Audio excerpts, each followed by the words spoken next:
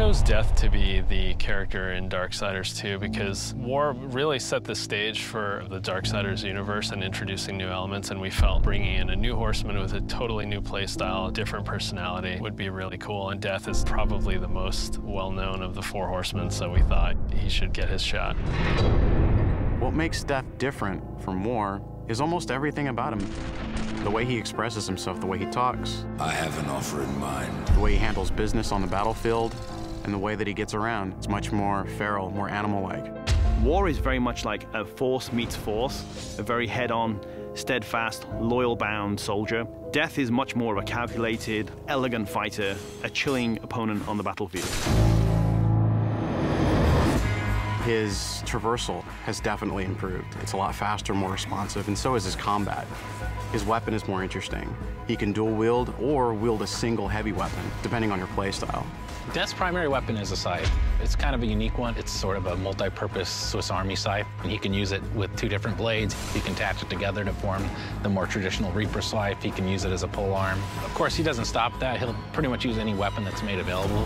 You can get big axes, you can get crazy cool claws, big iron fists, and he'll even shoot guns. I mean, he'll use anything that he can, really.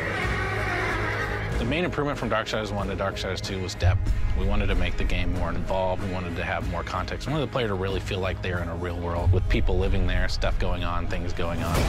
We give them more items to tailor their own character, more characters to speak to, so we got a lot more immersion on the story side of the game. The first game, most of it took place on Earth, so now we were totally free to create all these new areas. We have angelic fortresses, demon cities, the city of the dead. It got our team super excited. On top of that, there's a lot of weapons and armor, and obviously the new character as well, Death. Death's the most feared, and he's one of the oldest horsemen in the fiction. They kind of look at him as a big brother. He's feared just because when he really gets down to business, he is the death dealer. That's sort of his thing. He wears his mask as an executioner's mask. That's his trade, that's his business. He takes people down.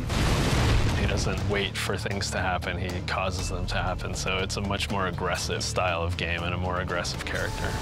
I mean, I guess it's all wrapped up in his name, right? War implies some conflict, but Death's the final end. Who doesn't fear that? A few words describe Death: cold and calculated. Agile, both in the way he fights and the way he deals with situations. My favorite word to describe Death is definitely arrogant.